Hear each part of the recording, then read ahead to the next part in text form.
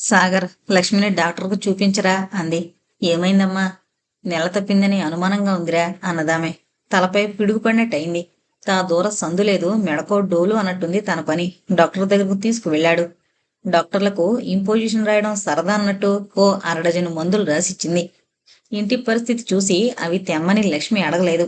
సాగర్ కొనలేదు. అలాగే బండి నడుస్తోంది. 5వ మాసం వచ్చిందిరా. తల్లి పుట్టాడు దుఃఖంలో ఉంది. సీమంతం ఏమైనా చెయ్యాలి అంది తల్లి. అన్ని మంతాలు పోస్ట్ పోన్ చెయ్యమ్మా, నాకు ఉద్యోగం రాగానే చేద్దు గాని అన్నాడు.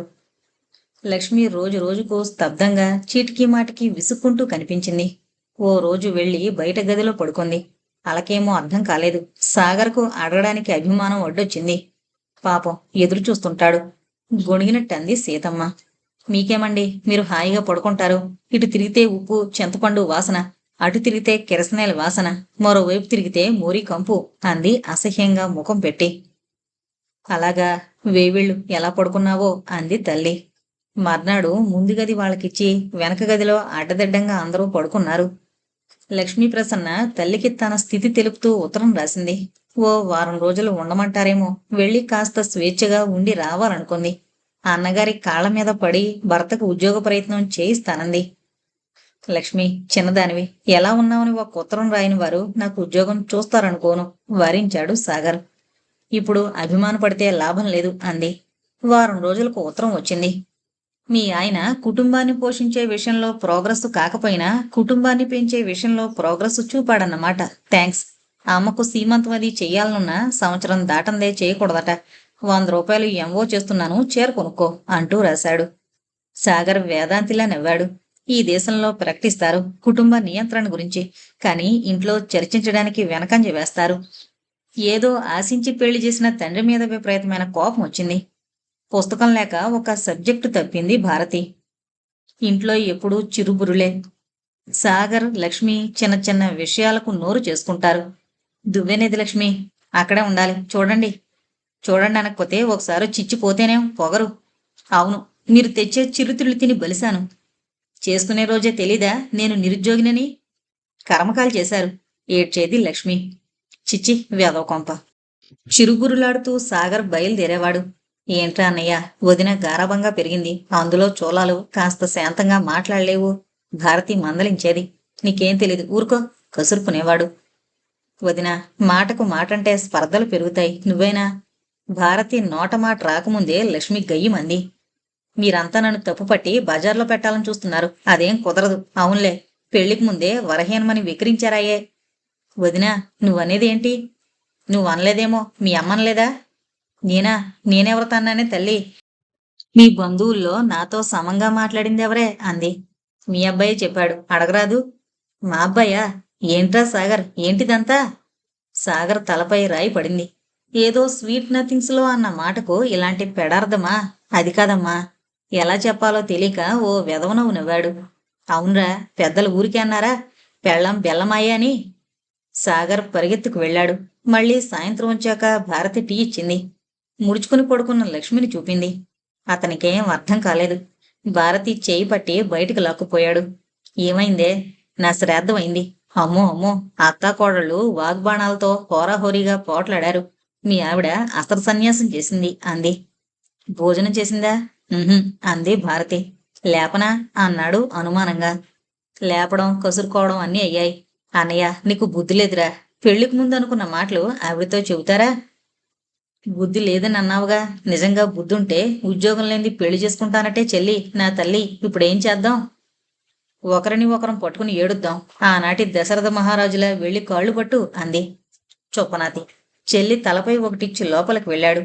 అతను ఎన్ని విధాలుగా బ్రతిమాలనా లేవలేదు లక్ష్మి. ఆమె అలా అలిగిందంటే 3 రోజులు పడుకుంటుందని అర్థమైంది. అది గ్రహించాక వీలైనంతవరకు లక్ష్మిని తప్పుకుని తిరిగేవారందరూ. మీరంతా ఒకటి, నేను ఒంటరిదాన్ని అని దెప్పి ఏడ్చేది. ఆమెను ఎలా సంతోషపెట్టాలో తెలీదు. తనకు ఉద్యోగం దొరికితే సగం సమస్యలు పరిష్కారమవుతాయని తెలుసు. 3 రోజులకు తనంతట తాను లేచి భోజనం చేసింది. లక్ష్మి అతనితో మాటలు మానేసింది. అందరితో పాటు పడుకునేది. స్త్రీలు పురుషులు గదులు పంచుకుంటున్నట్టు పడుకుంటున్నారు. అప్పుడే సాగర్కు లెక్చరర్ ఒక అతను కనిపించాడు. ఏం సాగర్, ఏం చేస్తున్నావు? ట్యూషన్స్ చెబుతున్నాను సార్ అన్నాడు స్పోర్టివ్గా. ఇంకా ఏ ఉద్యోగం దొరకలేదా? లేదు సార్, రికమెండేషన్లు చేసేవారు లేరు, లంచాలిచ్చే తాహతూ నాకు లేదు అన్నాడు దీనంగా. అతను స్టైల్గా సిగరెట్ కాల్చాడు. ఉభయతారకంగా ఓ విషయం చెబుతాను. ఈ రోజుల్లో నైవేద్యం పెట్టందే దేవుడి పూజకు ముగింపుండదు. నా మాట విను. చెప్పండి సార్. ఏం లేదు. ఐడియల్ ఫ్యాక్టరీలో పర్చేజ్ ఆఫీసర్ పోస్టు ఖాళీగా ఉంది. దానికి 10,000 రేటు ఫిక్స్ అయి ఉంది. 10,000? అయితే ప్రయత్నించడం అనవసరం సార్. మధ్య నేనుంది దేనికి? 5,000 ఒప్పిస్తాను. సగం ముందుగా, సగం ఉద్యోగం వచ్చాక ఇవ్వు అన్నాడు. అతని పేరు వరహా గిరిరావు, కానీ అందరూ గిరీశ్ అంటారు. అతని మాటలు ఎంతవరకు నమ్మాలో అర్థం కాలేదు. లంచం ఇచ్చి ఉద్యోగం సంపాదించడం తన మతం కాదు, కానీ ఇంట్లో గడ్డు సమస్యలను ఎదుర్కోవాలంటే ఇదొకటే మార్గం, తప్పదు. నీకేదో నాపై నమ్మకం కలగనట్టుంది. పరోపకారం వెధవ శరీరం అన్నారు అని ఒక ఇంటికి తీసుకువెళ్ళాడు. డాక్టర్ శ్రీనివాసరావు ఎంబీబీఎస్ అన్న బోర్డు ఉంది. ఆ ఇంటివారు గిరీశాన్ని ఆదరంగా ఆహ్వానించారు. ప్రతిరోజు మీ గురించి అనుకుంటాను సార్ అన్నదో యువతి. అతను వేదాంతిలా నవ్వాడు. నాదేముందమ్మా, మీరు డబ్బు ఇవ్వగలిగారు. సాగర్, ఈవిడ డాక్టర్ శ్రీనివాసరావు కూతురు. వాళ్ళాయన అలిగి ఆస్తి వదులుకునొస్తే ఓ ఫ్యాక్టరీలో అడ్మినిస్ట్రేటివ్ ఆఫీసర్గా వేయించాను అన్నాడు. లావణ్య, ఇతను నా విద్యార్థి. పరిచయమయ్యాక కాఫీ టిఫిన్ ఇచ్చి పంపారు. సాగర్లో ఆశ చిగురించింది. అతను ఓ నిర్ణయానికొచ్చి ఇంటికొచ్చాడు. ఇంత ఆలస్యమైందేరా, ఎక్కడైనా ఉద్యోగం దొరికే ఆశ కనిపించిందా? 2,500 వెంటనే లంచం పెట్టాలి నాన్న. 2,500 ఉద్యోగం వచ్చాక ఇవ్వాలి అన్నాడు. లంచమా? మనం లాంఛనం అనుకున్నా అతనికేం అభ్యంతరం ఉండదనుకుంటాను అన్నాడు. బాగుందిరా నీ విట్టు. భారతి నవ్వింది. 2,500 ఎక్కడ తేవడమన్నది పెద్ద సమస్య అయింది. అన్నయ్య, ఈ గొలుసమ్మి నువ్వు ఉద్యోగం తెచ్చుకోరా, తర్వాత ఆలోచిద్దాం అంది భారతి ఆమె మెడలో ఉన్న సన్న గొలుసు తీసిస్తూ. అది ఆమెకు ఆమె తాతగారు బతికొండగా చేయించాడు. వద్దు భారతి, ఈ అవకాశాన్ని జారవిడుచుకోకూడదన్నయ్య. ఇక మనకు రికమెండేషన్ చేసేవారు వస్తారని కూడా అనుకోను అంది. సాగర్కు గొలుసు తీసుకోక తప్పలేదు. సాగర్ మర్నాడు గొలుసు తీసుకుని వెళ్ళిపోయాక లక్ష్మి ఆడపడుచుతో దెబ్బలాటకు దిగింది. మీ అన్నయ్యకి అంత గర్వమా? పిలిచి నన్ను అడగచ్చు కదా. నన్ను అడగలేదు కదా వదిన, నేనే ఇచ్చాను. మీరంతా ఉదాత్తులు ఉద్ధరించేవారు, నా కర్మ కాలింది అని ఏడ్చింది. భారతికి ఎలా ఓదార్చాలో తెలియలేదు. 2-3 సార్లు అనవసరంగా లక్ష్మి మాటలన్నా తల్లిని మాట్లాడనివ్వలేదు. అమ్మా, వదిన చెడ్డది గయ్యాళిది కాదు. భర్తకు ఉద్యోగం లేదన్న బాధ, కొండంత అండ తండ్రి పోయాడన్న ఆవేదన మరోవైపు ఆమెను పొంగదీస్తాయి అంది. సాగర్ చెల్లెలి సహనానికి, సహృదయతకు ముగ్ధుడయ్యాడు. అతను గొలుసమ్మి డబ్బు కట్టాడు. నీకెందుకయ్యా, వారం తిరగకుండా ఆర్డర్ చేతికొస్తుంది అని గిరిశంగారు హామీ ఇచ్చాడు. చెడ్డవారు, చెడిపోయినవారు అనుకుంటాం, వారితో కూడా పనులుంటాయి అనుకున్నాడు సాగర్. 4 రోజులకు పోలీసులొచ్చారు. మెడికల్ కాలేజీలో, ఇంజనీరింగ్ కాలేజీలో వెనకబడ్డ జాతుల పేరిట సీట్లు తెచ్చుకున్న వారి బండారం బయటపడింది. దాని వెనక ఓ medical college superintendent, engineering college clerk కూడా ఉన్నారట. గిరీశ్ ఇంట్లో సాగర్ పర్టికులర్స్ దొరికాయట. నాకు ఉద్యోగం ఇప్పిస్తానంటే వివరాలు ఇచ్చాను అన్నాడు. పోలీసులు వివరాలు తీసుకుని వెళ్ళిపోయారు. అదేమిట్రా, డబ్బిచ్చానని చెప్పవేం? తండ్రి అడిగాడు. లంచం తీసుకోవడం కాదు, ఇవ్వడం కూడా నేరమే నాన్న. ఇంకా బజార్న పడ్డం దేనికి అన్నాడు. అతని నవనాడులు కుంగిపోయాయి. రోజు ఇలాంటి అన్యాయాలు ఎన్నో జరుగుతున్నాయి. దొరికినవాడు దొంగ అవుతున్నాడు. పోలీసులకు తెలీదా? ఏదో ఒకటి అరా పట్టుకుని ఏదో చేశామని తృప్తి పడుతుంటారు. ఒక విధంగా కులం మార్పిడికి, మతం మార్పిడికి ప్రభుత్వమే తోడ్పడుతుంది. కులాల పేర, మతాల పేర రిజర్వేషన్లు ఎందుకో అర్థం కాలేదు. సాగర్ మళ్లీ ఉద్యోగాన్వేషణలో పడ్డాడు. సాగర్కు ఉద్యోగం రాకముందే రామ్నాథం గారికి రిటైర్మెంట్ వచ్చేసింది. నేనున్నానంటూ సాగర్కో కూతురు వచ్చేసింది. భారతి తనకొచ్చిన ఎంబ్రాయిడరీ చేసి ఇంటే అద్దె వరకు సంపాదిస్తోంది. లక్ష్మిని 9వ నెలలో మనిషిని పంపి పిలిపించుకుంది తల్లి. అది కొంత నయమే. వెళ్ళాక భర్తకు ఉత్తరం రాయలేదు. కూతురు పుట్టిందని తెలుపుతూ ఓ ఉత్తరం రాశారు. నామకరణోత్సవం రమ్మంటూ వాళ్ళు రాయలేదు, వీళ్ళు వెళ్లలేదు. రామ్నాథం గారికి సగం జీతం చేతికి రావడానికి కనీసం సంవత్సరం పడుతుందట. ఇంట్లో కటిక దరిద్రం తాండం వాడుతోంది. తప్పేముందిరా, అప్పో సప్పో చేసి కోడల్ని పిల్లను చూసిరా. తల్లి పోరుతూనే ఉంది. అప్పిచ్చే నాదుడు కనిపించలేదు. ట్యూషన్ పిల్లలిచ్చిన డబ్బు పచారీ కోట్లో కట్టాడు. అది లేకపోతే ఆ బియ్యం కూడా ఉండవు. ఇంట్లో అందరి బట్టలు చిరిగిపోయాయి. అక్కడ విశ్రాంతిగా ఉంటుందని భార్య విషయంలో కుతూహలం చూపలేదు. తిరగరాని చోట్లకు తిరిగాడు. అడగరాని వారిని అడిగాడు. ఒక ఎమ్మెల్యే తన నుండి ఏం కాదని చెప్పడానికి నెల తిప్పించుకున్నారు. కొందరు రిక్షా ఖర్చులు అడిగారు. చేతికున్న గడియారం కూడా అమ్మాడు. ప్రైవేటు సబ్బుల కంపెనీలో ఇంటర్వ్యూ వస్తే హైదరాబాద్ వచ్చాడు. ఇప్పుడైనా కూతుర్ని చూడకపోతే అత్తగారేమో కాని తన అంతరాత్మ క్షమించదు. అతనికి మర్యాదలు తెలియవు. డబ్బుతోనే వస్తాయి మర్యాదలన్నీ, కానీ తప్పదు. ఒకరోజు వెళ్లి మళ్లీ తిరిగొచ్చాడు. మర్నాడు ఇంటర్వ్యూ అయింది. అక్కడ క్యూను చూస్తే ఉద్యోగం వస్తుందో రాదో ఊహించలేక ఇంటికి తిరుగు ప్రయాణమయ్యాడు. పాపం లక్ష్మిదేం తప్పు? వెంటనే రిక్షా తీసుకుని అత్తగారింటికి వెళ్ళాడు. పనివాడు చూసి అల్లుడుగారొచ్చారంటూ గొడవ పెడుతూ లోపలికి వెళ్ళాడు. లక్ష్మిని ఎలా పలకరించాలో అర్థం కాలేదు. దాదాపు 9 నెలలైంది తను మాట్లాడి. తల వంచుకుని లోపలికొచ్చాడు. తలెత్తండి, రాక్షసులు కనిపించరు, మీ కూతురే, కిలకిలా నవ్వింది లక్ష్మి. అప్పుడు చూశాడు, ఎదురుగా 5 నెలల పాపనెత్తుకుని లక్ష్మి నిలబడింది. బొద్దుగా ముద్దుగా ఉన్న పాపను చూసి తన పాపేనా అని క్షణం తెల్లబోయాడు. ఇంకా అలుకేనా? సారీ లక్ష్మి. పాపను ఎత్తుకుని ముద్దు పెట్టుకున్నాడు. ఇప్పుడే అంత పక్షపాత ధోరణో చూడండి. అన్నయ్య వాళ్ళు ముట్టుకుంటే ముడుచుకుపోయి ఏడుస్తుంది. మీరు పిలవగానే వచ్చింది రౌడీ అంది లక్ష్మి. అలాగా? సాగర్కు కూతురంటే ఆ క్షణంలో ఎక్కడలేని అభిమానం కలిగింది. అక్కడున్న కుర్చీలో కూర్చుని ఇంకా కూతురు స్పర్శలోని మధురానుభూతుల్ని అనుభవిస్తున్నాడు. కాఫీ గ్లాస్ ఇచ్చింది లక్ష్మి. మౌనంగా అందుకున్నాడు. ఇన్ని నెలలకు గాని నేను గుర్తుకు రాలేదా? రాలేదని కాదు. అవునులేండి, మీకు అమ్మా నాన్న అందరూ ఉన్నారు. నేనేగా పరాయిదాన్ని. అది కాదు లక్ష్మి, ఉద్యోగం దొరికే వరకు నీకు ముఖం చూపొద్దనుకున్నాను అన్నాడు మెల్లగా. బావుంది వరుస. నన్ను వీళ్ళు కాల్చుకు తిన్నారు.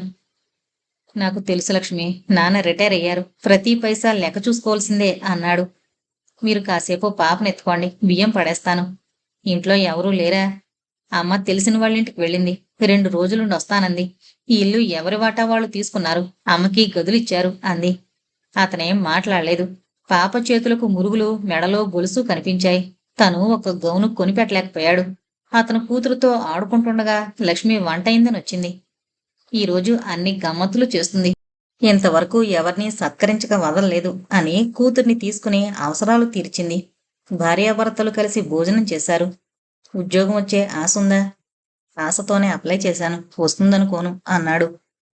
అన్నయ్యని అడిగాను. చిన్నప్పుడు అమ్మ బుజ్జి అంటూ ఎత్తుకు తిరిగిన అన్నయ్య నేనేదో పరాయిదాన్ని అన్నట్టు నా విషయమే పట్టించుకోలేదు అంది నిట్టూరుస్తూ. ఆవేశానికి అనుభూతికి సమస్యలు అడ్డం రావు. అనుభవాలకు ఆలోచన ఉండదు. భార్యాభర్తలు ఆ రాత్రి మరో తొలిరేయి అన్నట్టు గడిపారు. నేను వస్తానండి. నాకు ఉద్యోగం వస్తుందన్న ఆశ లేదు కానీ ఈ నెలాఖరునో ఎప్పుడో నాన్న పెన్షన్ వస్తుంది, అప్పుడు తీసుకువెళతాను అన్నాడు. సాగర్కు కూతుర్ని వదిలిపెట్టడం ఇష్టం లేదు, కానీ తనింటికొస్తే ఆప్యాయత తప్ప ఏం ఇవ్వలేడు. లక్ష్మి, ఉత్తరం రాయి. అన్నట్టు అమ్మాయికేం పేరు పెట్టావు? బుర్కి అంటూ పిలుస్తాం. సరే, బడికి పంపేనాడు పేరు పెడదాం అన్నాడు. అతనొచ్చాడు. లక్ష్మి ఉత్తరం వచ్చింది. ఉద్యోగం లేదు.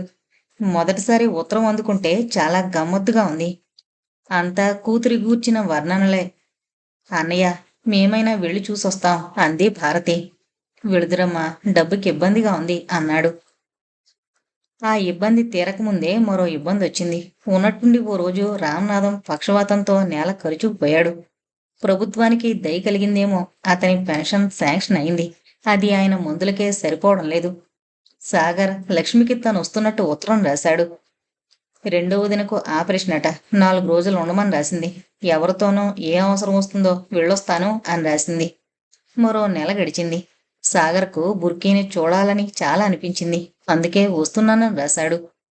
నేను అమ్మ పెద్దన్నయ్య ఇంటికి వెళుతున్నాం. అక్కడ వాళ్ళు అమెరికా వెళతారట, పిల్లలను చూడాలట అంటూ రాసింది. అన్నింటికన్నా ఆకలి గొప్పది, పెద్దది. అది తీరుతుంటే రావడం కుదరదు. సాగర్ నిట్టూర్చాడు. ఎన్ని ప్రయత్నాలు చేసినా ఉద్యోగం దొరికే జాడ కనిపించలేదు. వచ్చినట్టే వచ్చి పోయేది. ఆఖరు క్షణం ఎవరో అడ్డు రావడం అతనికి ఏం పాలు పోలేదు. ఈసారి సాహసించి లక్ష్మిని రమ్మని రాలేకపోయాడు. ఆమె రాసింది. మనం ఆ రాత్రి మన ఆనందమే చూసుకున్నాం. భవిష్యత్తు ఆలోచించలేదు. మళ్ళీ నెల తప్పింది. నాకు 4 నెలలు వచ్చే వరకు తెలియలేదు. ఇప్పుడు గర్భస్రావం చేయించుకునే అవకాశం లేదు. అప్పుడే 6వ నెల వచ్చింది.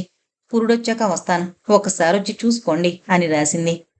భారతిని తీసుకువెళ్లి చూసొచ్చాడు. కొళ్ళొస్తున్నాయట. విరోచనాలతో చిక్కి శల్యమైంది బుర్కి. ఇంట్లో ఏం జరిగిందో గాని భారతి మళ్ళీ వాళ్ల పేర్లెత్తలేదు. అన్నయ్య కూతుర్ని నేను చూడాలి అంది చందన. చూద్దాంలే అని తేల్చేసింది భారతి. సాగర్ ఏ పని చేయడానికి వెనకంజ వేయడం లేదు. కూలీ నేలి అన్నీ చేస్తున్నాడు. అడగరాని వారిని అభిమానం అడుక్కునెట్టి అడుగుతున్నాడు. ఫలితం శూన్యం. మగబిడ్డ ఉద్ధరిస్తాడనుకుంటే ఉద్యోగం సంపాదించుకోలేడు. ఏంటో వాళ్ళని కంటాం, వాళ్ళ రాతలను కంటామా అని నిట్టూర్చింది సీతమ్మ. వాడికెందుకు, అయ్య పెన్షన్ మీద బ్రతికేస్తాడు. వంకర మూతితో తింకర మాటలు మాట్లాడేవాడు రామనాథం. 5-6 సార్లు విన్నాక ఓసారి తన మనసులో ఆవేదన వెళ్ళగక్కేవాడు. అవును, నీ పెన్షన్ డబ్బులతో బతుకుతున్నాం. ఆ మాట్లాడడానికి అభిమానం అడ్డు రావడం లేదా? నీ మందులకే సరిపోవడం లేదు అన్నాడు. నా డబ్బే? కోపంగా లేచేవాడు తండ్రి. నీదే కాదని ఎవరన్నారు? నీ డబ్బు నీ మందులకు చాలడం లేదు అంటున్నాను. నా డబ్బు నాకు పెట్టడానికి ఏడుపా? నువ్వేం సంపాదించలేదు. తండ్రి కొడుకులు ఒకసారి నువ్వెంత అనుకునేవారు. సీతమ్మతో రోజుకొకసారి వాగ్యుద్ధం జరిగేది. ఉద్యోగం ఎటూ లేదు, ఆ పిల్లకు సంబంధమైనా చూడరాదు అనేది. ఉద్యోగం లేదు అన్న మాట అతనికి ఎత్తుపొడుపులు అనిపించేది. ఉద్యోగం ఇస్తే వద్దన్నానా, ఇస్తే చేయనన్నానా అని కయ్యమనేవాడు. తింటూ తింటూ అన్నం వదిలేసేవాడు. అబ్బా ఏంటమ్మా, భారతి కసురుకునేది. ఇంటికి పెద్దవాడు కదే, ఆ మాత్రం చేయలేడు. తన పెళ్ళయింది, ఆడపిల్లల పెళ్ళిళ్ళెలా? నాకు పెళ్ళి అని ఏడ్చాను. ఉద్ధరించడానికే చేశారు. అటు ఆ అమ్మాయి ఉసురు, ఇటు నా ఉసురు పెట్టుకుంటున్నారు అనేవాడు. దాంతో రామనాథం కుంటుతూ వచ్చి నానా మాటలు అనేవాడు. ఆఖరు వస్త్రం అవమానించే మాట అనేశాడు. పెట్టేవాడి చెయ్యి పెద్దదైనా అందుకునే అదృష్టం ఉండద్దు. అందుకే అతను పోయాడు. దాంతో సాగర్ నోరు మూతపడేది. ఇలా ప్రతిరోజు ఉండేది గొడవ. డబ్బు ఎంత ప్రధాన పాత్ర వహిస్తుందో అర్థమైంది. సాగర్ ఇంటికి రావడమే తగ్గించాడు. కాలం ఎవరికోసమూ ఆగదు. మళ్ళీ మనకు అమ్మాయి పుట్టింది అని పొడిగా 2 వాక్యాల ఉత్తరం రాసింది లక్ష్మి. ఉద్ధరించింది కసిగా అనుకున్నాడు రామనాథం. ఈసారి వెళ్ళాలి, కోడల్ని చూడాలన్న తపన, ఉత్సాహం ఎవరికీ కలగలేదు. సాగర్ మాత్రం లాంఛనంగా పొడిగా నీ ఆరోగ్యం జాగ్రత్త అంటూ ఓ ఉత్తరం రాసి బాధ్యత వదిలించుకున్నాడు. ఒక కొట్లో గుమస్తాగా చేరాడు. అక్కడ జరిగే అన్యాయాలు, అక్రమాలు ఎన్నో చూశాడు. కాని అవి ఎదిరిస్తే తన నోటికాడ ముద్ద పోతుందని తెలుసు. అభిమానం, అహంకారం చంపుకున్నాడు. తను చదువుకున్నవాడినన్న సత్యం మరిచిపోయాడు. ఆకలికి ఆక్రందన తెలుసు. అవమానం, దావానలం ఎరుగును. ఆలుబిడ్డలను పోషించే అవసరం ముందుంది. అతను అన్నింటికీ రాజీ పడ్డాడు. అతను డబ్బులిచ్చి ఏం చేయమన్నా చేసే స్థితికొచ్చాడు. అతను కొంత తేరుకున్నాడు. భారతి, లక్ష్మిని తీసుకొస్తాను. మంచిదన్నయ్య అంది. అతను రెండో కూతురికి ఓ చిన్న చొక్కా కొన్నాడు. బుర్కీకి బొమ్మలు కొన్నాడు. ఒకరోజు వెళ్లి రావడానికి సెలవు అడిగాడు. లక్ష్మి పిల్లలొచ్చాక ఖర్చులు, చిరాకులు పెరిగాయి. వారంలో 4 రోజులు లక్ష్మి అలక సాగిస్తుంది. ఉపవాసం ఉంటుంది. పసిపిల్లల పనులు భారతే చేస్తుంది. ఈ ఉపవాసాలు పాపకు పాలు లేకుండా చేసింది. లక్ష్మి, కోపం వస్తే నేను వంగుతాను. నా వీపు మీద కోపం పోయే వరకు కొట్టు, కానీ ఇలా అలక సాగించకు. బ్రతిమలాడితే చేదరించింది.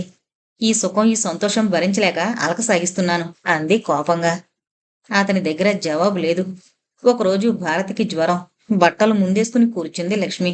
ఆమె తలదూకోలేదు, స్నానం చేయలేదు. ఆహా, అచ్చు గృహిణిలా కాదు, ఆమె అమ్మమ్మలా ఉన్నావు వసు. ఆ మాట వచ్చిన వైపు చూసింది లక్ష్మి.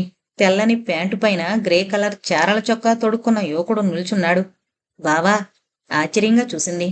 అమ్మయ్యా, గుర్తుపట్టావు. ఎప్పుడొచ్చావు? చేతులు కడుక్కుని లేచింది. జైలు నుండి రాగానే బొంబాయి వెళ్ళాను ప్రసు. ఒక పర్మనెంట్ జాబు చూసుకోవాలనుకున్నాను. అక్కడ బిజినెస్ సెటప్ చేశాను. అదో దారిలో పడ్డ తర్వాత ఇటొచ్చాను అన్నాడు. అతని ముందు తను, తన సంసారం చాలా చిన్నదిగాను, కుచించుకుపోయినట్టు కనిపించింది.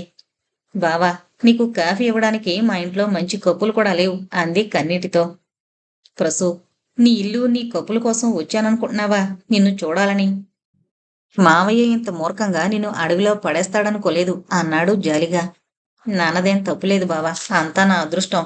అతను అనుకున్న ప్రణాళికంతా చెప్పింది. ఈ లోపల చక్కగా తోమిన గ్లాసులో కాఫీ తీసుకొచ్చింది భారతి. భారతి, మా బావా మా పెద్దాడపడుచు. అలాగా, నైస్ టు మీట్ యూ అన్నాడు కాఫీ అందుకొని. మీరు కాఫీ తాగి మాట్లాడుతుండండి, నేను వంట చేస్తాను.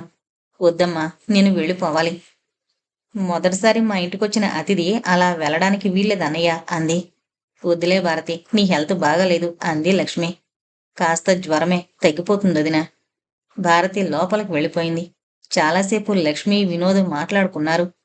బావా, కాసేపు కూర్చో, బట్టలు జాడించొస్తాను. నేనలా ఊర్లోకి వెళ్ళొస్తాను లక్ష్మి అన్నాడు. అప్పుడే సీతమ్మ పిల్లలను ఎత్తుకునొచ్చింది. అత్తయ్య, మా బావ. పరిచయాలయ్యాయి. పిల్లలను పలకరించి బయటకు వెళ్ళాడు. మధ్యాహ్నం సాగర్ వచ్చేసరికి లక్ష్మి ఎదురొచ్చి వినోదొచ్చినట్టు చెప్పింది. అతను మాట్లాడిందంతా చెప్పింది. ఏమోనండి, మనం అతని ముందు దీనంగా ఉండడం నాకిష్టం లేదు. మీరు త్వరగా బట్టలు మార్చుకోండి అంది. చూడు లక్ష్మి, ఎన్నాళ్ళని మన బీదరికం దాచిపెడతావు? మనల్ని మనంగా చూడాలి కాని అన్నాడు. నిజమేనండి, కానీ అతని ముందు మీరు తీసుకట్టుగా ఉండరాదు. జాలిగా చూశాడు. బట్టలు మార్చుకున్నాడు. భార్య బావిలో దూకమంటే దూకేలా ఉన్నాడు. రామనాథం వెటకారం గుర్తుకొచ్చింది. అతను బట్టలు మార్చుకుని వచ్చేసరికి వినోద్ వచ్చాడు. పరిచయాలు మరోసారి అయ్యాయి. అతను పిల్లలకు గౌన్లు, లక్ష్మికి చీరలు, కప్పులు, బిస్కెట్లు, పళ్ళు తీసుకునొచ్చాడు. సాగర్ ఇబ్బందిగా చూశాడు. బావా, ఇలాంటివన్నీ తీసుకొస్తే నేను ఊరుకోను. లక్ష్మి నిష్ఠూరం ఆడింది. మా లక్ష్మికి చాలా అభిమానం అని నవ్వాడు. అతను ప్రసు ప్రసు అంటూ పిలుస్తుంటే సాగర్కు ఇబ్బందిగా ఉంది. మా వాడిని అడగమంటే అభిమానపడుతున్నాడు. లక్ష్మీపతి మొత్తం ఇల్లు ప్రసన్నలక్ష్మికి రాస్తానన్నాడు చెప్పాడు నానా అవస్థపడుతూ రామ్నాథం. ఆయనంతా చాదస్తం. అన్నవాడు రాయకూడదు. రాతకోతలు ఉండగానే ఎన్నో సమస్యలు. ఎనీహౌ, నేను ప్రయత్నిస్తాను. చూడు నాయనా, ఉద్యోగం చూపుతాడు. వాడి కూతుర్ని వాడు అగాధంలో వేసుకుంటాడని కట్నం అడగలేదు అన్నాడు. నాన్న, సాగర్ కళ దేవురించడం ఇష్టం లేదు. పర్వాలేదులేండి అన్నాడు వినోద్. ఆ రోజు వెళ్ళిపోయినా తరచూ అతను రావడం, ఒక్కోసారి లక్ష్మిని సినిమాలకు, షికార్లకు తీసుకుపోవడం జరుగుతుందని చాలా రోజులకు సాగర్కు తెలిసింది. ఓ రోజు ఇబ్బంది పడుతూ భారతి చెప్పేది. ఆమె మాట విని ప్రశ్నిస్తే ఆమెను తిట్టుకుంటుందని. ఓ రోజు మధ్యాహ్నం వచ్చేసరికి ఇద్దరూ మ్యాట్నీకి తయారవుతున్నారు. సాగర్ను చూసి కాస్త తెల్లబోయారు. మీరు మీరు తొందరగా వచ్చారేం? లక్ష్మి అడిగింది. తలనొప్పిగా ఉంది లక్ష్మి. మీరెప్పుడొచ్చారు? వినోద్ని అడిగాడు. ఉదయం వచ్చాడు. బుర్కీకి సైకిల్ తెచ్చాడు అంది. సాగర్ హృదయం భగ్గుమంది. తను కొనలేడని ఎత్తి చూపినట్టుంది. ఆ సమయానికి బుర్కీ మట్టిలో ఆడుతోంది. లక్ష్మి, బుర్కీకి కావలసింది సైకిళ్ళు, మోటార్లు కాదు, తల్లి చల్లని లాలన అన్నాడు కాస్త మందలింపుగా. ప్రసు అడగలేదు సాగర్, నేనే తెచ్చాను అన్నాడు. వద్దు వినోద్, పిల్లలు పెద్దలు తమ పరిధి తెలుసుకోవాలి. అదీగాక బయటివారు, ముఖ్యంగా మా కప్పిచ్చేవారు చూస్తే మా తాహతను తప్పక అర్థం చేసుకుంటారు అన్నాడు. అతని కళ్ళు లక్ష్మి కట్టుకున్న షిఫాన్ చీరపై పడింది. ఏదో సరదాకు తెస్తే మీరు ఏదో ఊహించుకుంటున్నారు. లేదు వినోద్, భిక్షగాడికి 5 పైసలు వేస్తే మనల్ని మనిషి అనుకుంటాడు. రూపాయి వేస్తే దాత అనుకుంటాడు. 10 రూపాయలు వేస్తే పిచ్చివాడు అంటారు. అవును, నువ్వు బొంబాయి వెళ్ళడం లేదా అన్నాడు. వెళ్ళాలి. ఇక్కడ కూడా ఒక ఇంపోర్టెడ్ వస్తువుల స్టాల్ ఒకటి పెడుతున్నాను అన్నాడు. మా తాలూకా హెడ్ క్వార్టర్స్లో ఏం నడుస్తుంది? ఒకసారి వాసన చూపితే పోలీస్ కుక్కల్లా వెంట పడతారు కస్టమర్స్. మీరే చూస్తారుగా అన్నాడు. Wish you best of luck అన్నాడు అలసటగా వెనక్కు వాలి. ఇద్దరి ముఖాలలో ఆశాభంగం కనిపించింది. 5 నిమిషాల తర్వాత వినోద్ అడిగాడు. సాగర్, లక్ష్మికి ఈ వాతావరణం బోరు కొడుతుందని సినిమాకు రమ్మన్నాను, తీసుకువెళ్ళనా? సాగర్కు మండిపోయింది. కాని ఏం అనలేకపోయాడు. ఆమెకిష్టమైతే తీసుకువెళ్ళండి. సాగర్కు నవ్వొచ్చింది. ఇదేదో చిన్నపిల్లల ఆటలా ఉంది. ఇష్టమై తయారైంది. ఇంకా ఇష్టమైతే అని అడగడం దేనికి? బోరు కొడుతుందండి, మీరు రాకూడదు. నాకు తలనొప్పిగా ఉంది అన్నాడు కోపం దిగమింగుతూ. టీవనా అంటుందని ఆశించాడు. చప్పుడు వినిపించకపోతే కళ్ళు విప్పాడు. అప్పటికే వాళ్ళు గేటు దాటారు. సాగర హృదయంలో సాగర మదనం ప్రారంభమైంది. అతను లేచొచ్చి గేటు వరకు వెళ్లి చూశాడు. అతను తిరిగొస్తుంటే పక్కవారి మాటలు అస్పష్టంగా వినిపించాయి. నిన్న మొన్న మగడు లేడని వెళ్ళింది, ఈరోజు ఆయన ఇంట్లో ఉన్నట్టున్నాడు. ఆ, భర్తకు తెలిసే జరుగుతుందేమో ఈ భాగోతం అంటుంది మరో ఆవిడ. సాగర కాళ్ళు నేల కత్తుకుపోయాయి. అవునే, తెలియకుండా ఎలా ఉంటుంది? బట్టలు, వస్తువులు చూడడం లేదా? సాగర్ సాయంత్రం వరకు అసహనంగా గడిపాడు.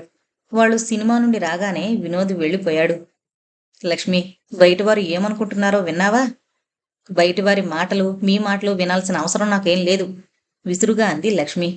లక్ష్మి, అవును, నేను జీవోత్సవంలా బ్రతికితే మీకిష్టం. నేను సినిమా చూశానని కడుపు మంట. నేను మంచి బట్టలు కడుతున్నానని ఏడుపు. సాగర్ అప్రభితుడై నిలబడిపోయాడు. బయట చుట్టుపక్కల ఇళ్లవారు తొంగి చూడడం గమనించాడు. నీకు నమస్కారం చేస్తాను లక్ష్మి, ఊరుకో ప్లీజ్ అన్నాడు. ఫలితంగా లక్ష్మి 3 రోజులు లేవలేదు. రెండవ రోజొచ్చిన వినోద్ ఇంటివారి సభ్యత సంస్కృతిని నానా మాటలన్నాడు. భారతి అన్నతో చెప్పలేదు. రోజూ యుద్ధమే. లక్ష్మి తలబిరుసుగా సమాధానం చెప్పేది. సాగర్ సహనం కోల్పోయేవాడు. దాంతో ఆ ఇల్లు ఒక నరకంగా తయారైంది. సీతమ్మ ఏడుస్తూ పరిస్థితులను తిట్టుకునేది. చందన చదువు ఆగిపోయింది. వచ్చిన గ్రాట్యుటీ అప్పులకు వడ్డీలకు సరిపోయింది. బయట కూడా సాగర్పై వ్యంగ్యం విసురుతున్నారు. అందమైన భార్య ఉంటే హాయిగా గడిచిపోతుంది. ఒరేయ్, అందరికీ అలా జీవితం వెళ్లమార్చడం తగదు. చీము నెత్తురు లేనివాడికి చేతనవును అనేవారు.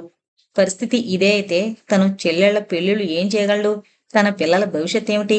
ఈ సమస్యలతో కొట్లో పని చేయలేకపోతున్నాడు. చూడవయ్యా విద్యాసాగర్, ఇష్టం ఉంటే చే, లేకపోతే మానే. నిన్నెవరూ బలవంత పెట్టరు. షావుకారు జాడించాడు. ఆ కోపంలో ఉండగానే వినోద్ తన ఇంటికి వెళుతూ కనిపించాడు. సాగర్ కోపంగా కొట్టు వదిలొచ్చి అతడిని కలుసుకున్నాడు. వినోద్, నీతో మాట్లాడాలి. షూర్ అంటూ సాగర్ వెంట నడిచాడు.